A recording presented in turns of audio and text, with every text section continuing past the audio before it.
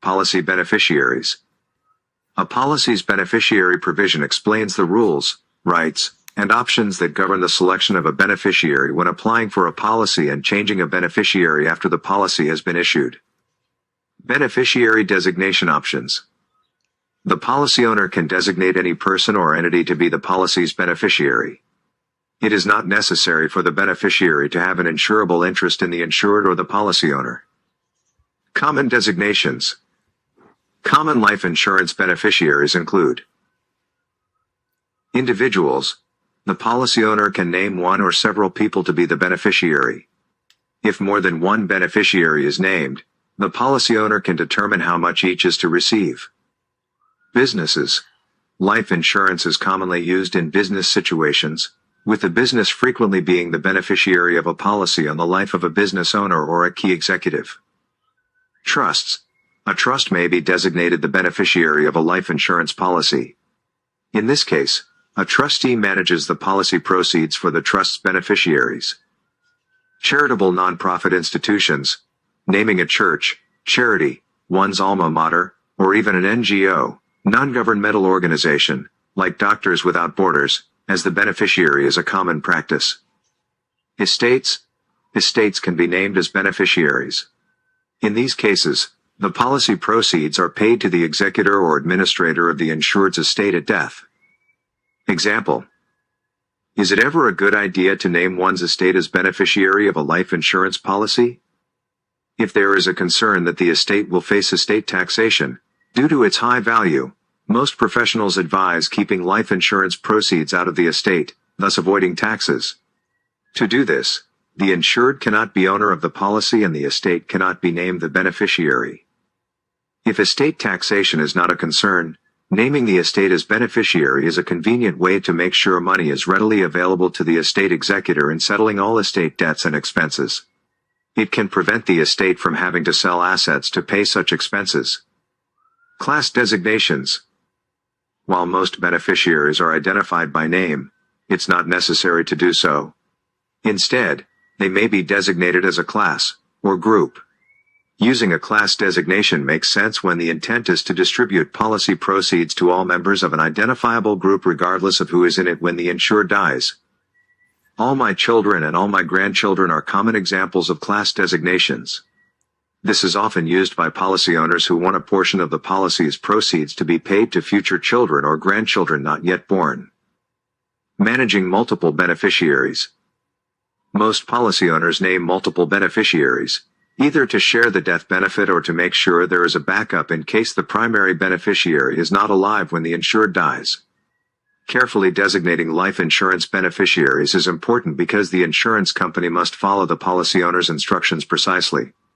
Attention must be given to the order of beneficiaries and their succession. The share of the proceeds each will receive, if more than one beneficiary is named. Key point. If the percentage each beneficiary receives is not made clear, the insurer will divide the proceeds equally among the beneficiaries. Order of succession, primary versus contingent beneficiaries. Beneficiaries may be designated primary or contingent. The primary beneficiary is the first person, group of people, or entity in line to receive the death benefit. The primary beneficiary can be one person, for example, a spouse or business partner. Multiple persons, for example, individually named children or business partners. A class of people, for example, all children of the insured. The contingent, or secondary, beneficiary is the next person, or class, in line to receive the policy proceeds if there is no primary beneficiary. Several levels of contingent beneficiaries are possible. Each level has a lesser claim to the policy proceeds than do those in the level above it. The next level below the secondary beneficiary is sometimes called a tertiary beneficiary.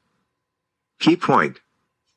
Contingent beneficiaries receive the proceeds only if all primary beneficiaries die before the insured. Tertiary beneficiaries receive the proceeds only if the primary and secondary beneficiaries die before the insured. Per stirpes versus per capita. If one or more people in a group of individually named beneficiaries is deceased at the time of the insured's death, How should the proceeds be distributed among the survivors? Policy owners have two ways to do this. For stirpes designation, if someone in a group of individually named beneficiaries dies before the insured, that person's share passes down to his or her children, if any. If the deceased beneficiary has no heirs, then the share is divided among the surviving group members. Per capita designation, if someone in a group of individually named beneficiaries dies before the insured, that person's share is divided among the surviving group members. No share of the proceeds is passed down to the deceased beneficiary's heirs, if any. Example: Aaron, Ben, and Carl are primary and equal beneficiaries of a $300,000 life insurance policy on their father, Bill. Aaron dies before his father, leaving two children, Douglas and Elizabeth, as survivors. If Bill's life insurance policy designated the death benefit per stirpes, Aaron's $100,000 share will pass equally to his children. Douglas will receive $50,000, and Elizabeth will receive $50,000. Ben and Carl will each receive $100,000. If the death benefit was designated per capita, Aaron's $100,000 share will be divided equally between his two brothers at Bill's death. Ben will receive $150,000 and Carl will receive $150,000. Douglas and Elizabeth will receive none of the proceeds. Other beneficiary topics. There are several other important issues to consider when designating a beneficiary. Revocable and irrevocable beneficiaries. The freedom to name and change policy beneficiaries is an important right of life insurance policy ownership. That right can be impacted by how the designation is recorded with the insurance company.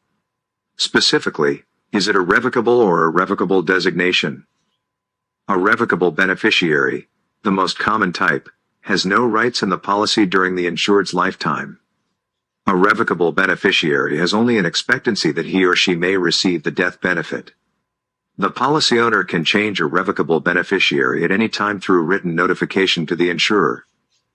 An irrevocable beneficiary has a vested interest in the policy. The policy owner cannot change an irrevocable beneficiary designation without that person's written consent. Furthermore, the policy owner cannot change anything in the policy that affects the rights of the irrevocable beneficiary, for example, policy loans or assignments, without first getting the beneficiary's consent. Irrevocable beneficiary designations are commonly required in divorce settlements. If an irrevocable beneficiary dies before the insured, the policy owner is then free to name a new beneficiary, as either revocable or irrevocable. Minors named as beneficiaries. If a policy owner wishes to name a minor as beneficiary, it is recommended that the policy owner instead create a trust for the minor's benefit and designate the trust as beneficiary. As a rule, insurance companies do not pay the proceeds of a life insurance policy to a minor because minors do not have the legal capacity to sign a binding receipt for the funds. Nor does the minor have the legal capacity to release the insurance company from its commitment. For these reasons, the insurer normally requires the court to appoint a legal guardian before paying out proceeds to a minor. This is not required if the beneficiary is a trust. Facility of payment clause. To cover the rare cases in which a valid beneficiary is not available, most life insurance policies contain a facility of payment clause that allows the insurer to pay the death benefit to a person or entity of its choosing. There are three common situations in which the facility of payment clause is applied. The beneficiary died before the policy owner and no contingent beneficiary was named. The intended beneficiary is a minor and no trust or adult guardian is named. The beneficiary is an institution that no longer exists.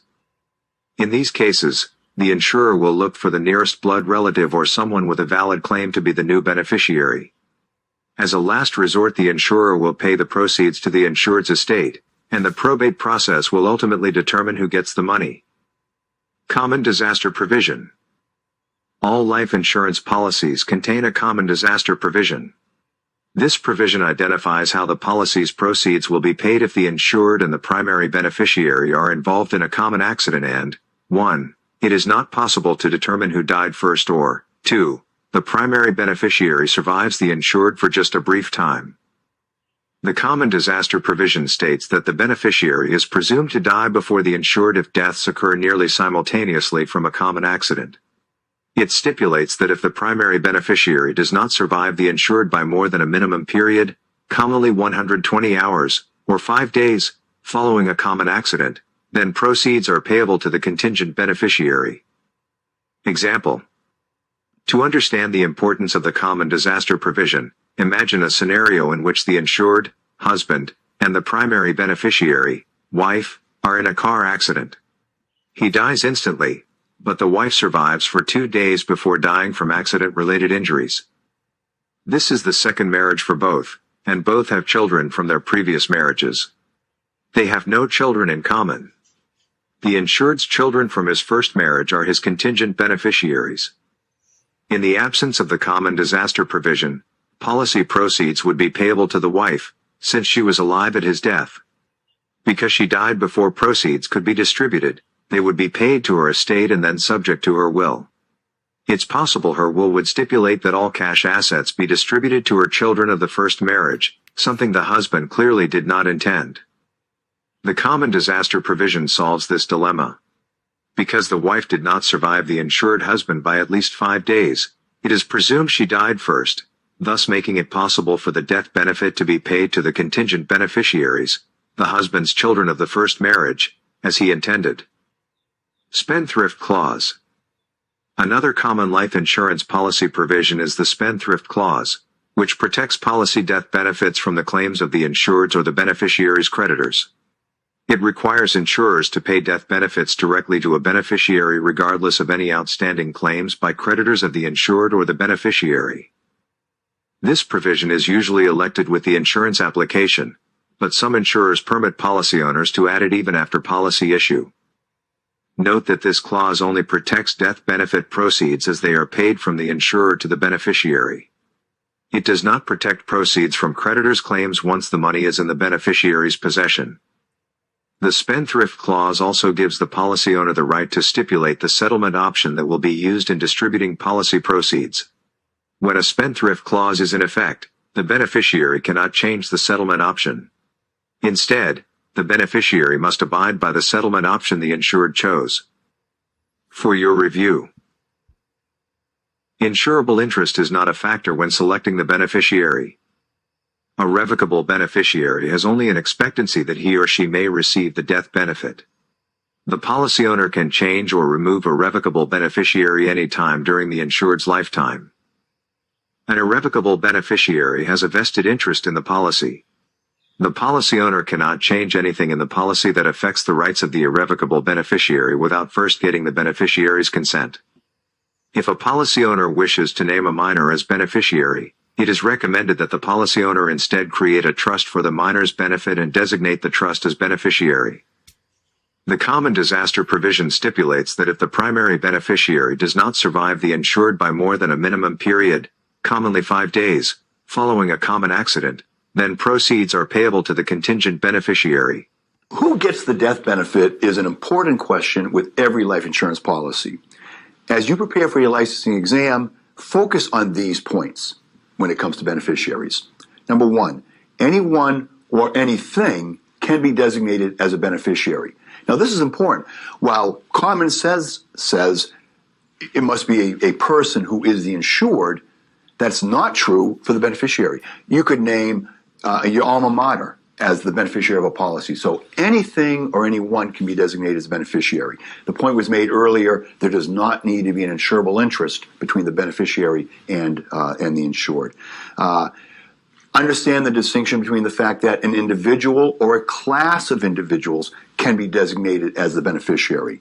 We talked in the prior lesson of the fact that a beneficiary may be designated as revocable or irrevocable. The one topic I want to spend just a moment discussing in a little detail is what is called the common disaster provision, which does relate in a very important way to the whole role of the beneficiary designation. And I want to explain it by giving you an example. Let's say you've got a husband and wife, John and Mary. This is their second marriage for both of them. They both have children from their first marriage. Now, just for the record, they get along fine with each other's children. This isn't a conflict situation. However, because they were older and the children were adults when John and Mary got married, they have provisions where each of their children are the heirs of their individual estate. So, for example, John's estate plan might say, Mary is the beneficiary of my estate, but in the event she's not here, my children are the beneficiaries. And Mary would do the same thing with her children. Okay, fine enough. On the life insurance policy that John owns, Mary is the primary beneficiary. And his children are the contingent or the secondary beneficiaries. You with me so far? Okay. Now, let's say John and Mary, unfortunately, are in a car accident. And for the record, the medics note that John died immediately on the scene. Mary, on the other hand, clung to life for a matter of hours, maybe even a day or two in the hospital, and then she passes on. Her death is directly related to that same common accident that also killed John. Strictly interpreted, it would appear to be that because Mary, the beneficiary, survived John, that Mary would be entitled to the policy proceeds, but because she is now dead, her children, as her heirs, would be entitled to the policy proceeds of that life insurance policy. That would seem to be what would be going on here.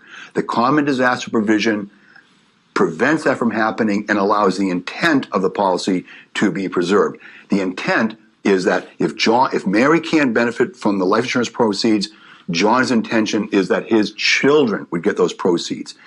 Under the common disaster provision, that's exactly what happens. If Mary doesn't survive John, the insured, by a minimum period of time, then the children, the contingent beneficiaries, will get the proceeds, even though, in fact, Mary did survive him. So if you understand that concept, you will be well positioned to answer the question on the exam that you're sure to get. So again, the common disaster provision allows for life insurance policy proceeds to pass to a contingent beneficiary if the primary beneficiary does not survive the insured for a minimum period of time, which can be 30 days or more, depending on the state.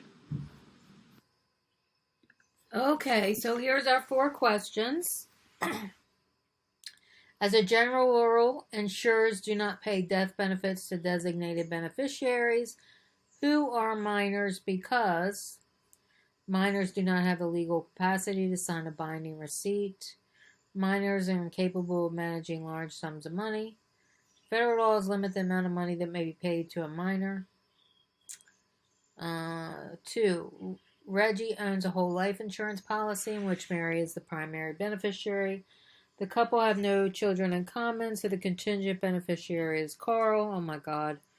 I've had questions like this on an interview.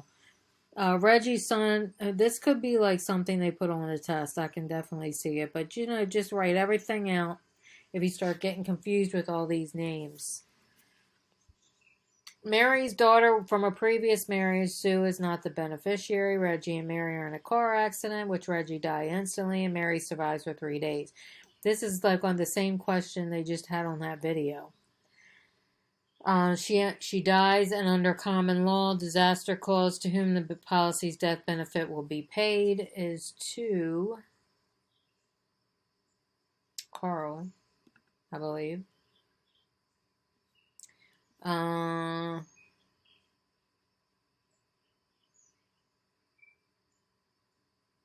right. So Ralph, Jerry, and Paula are primary and equal beneficiaries of $600,000 on the life of their mother, Judy.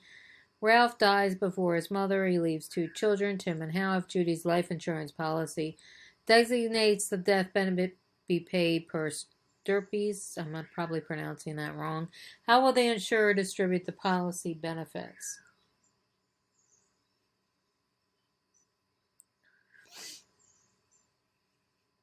I can't remember what that means. Isn't that terrible? It's so much information, I really can't even remember. Alright, so I'm going to guess. No. I'm going to say this one. Judy's estate will get the entire $600,000.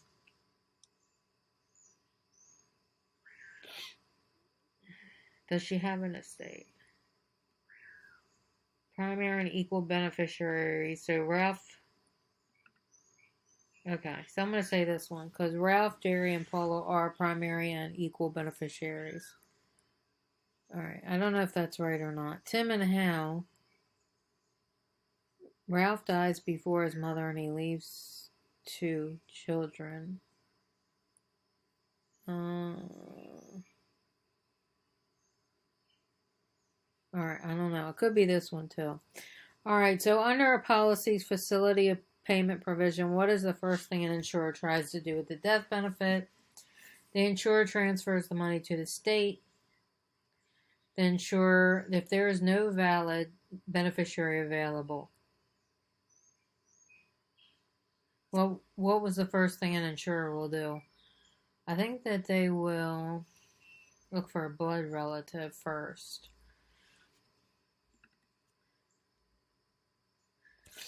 My guess. But we'll see. How we do? What? Oh my god, I need to take a picture. We got 100% correct. Wow. I'm like in total shock, y'all. Alright. Minors do not have the legal capacity to sign for a binding receipt for fines. That's why minors do not get designated. They do not become beneficiaries. If you want to put that money somewhere until they do become legal right, that's fine. Okay, so this one here is Carl. And they put a lot of words in there and a lot of names, and basically it tells you right in here. So when you take your test, they will probably have questions like this on there. So be sure and not to get hung up on all these names. Alright, so this one here was a total guess. Under a Perstipes, I don't know how you pronounce that, forgive me, y'all. I know it's hilarious. Stirpes, herpes, stirpes, I don't know. Ralph's 200th share will pass equally to his 2 children when Judy dies. And then Jerry and Paula will receive $200,000. Will each receive $200,000.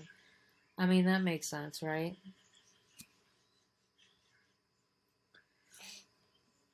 It looks like there's an extra 200 though, because that's only 4 people. And you got 600,000, but whatever.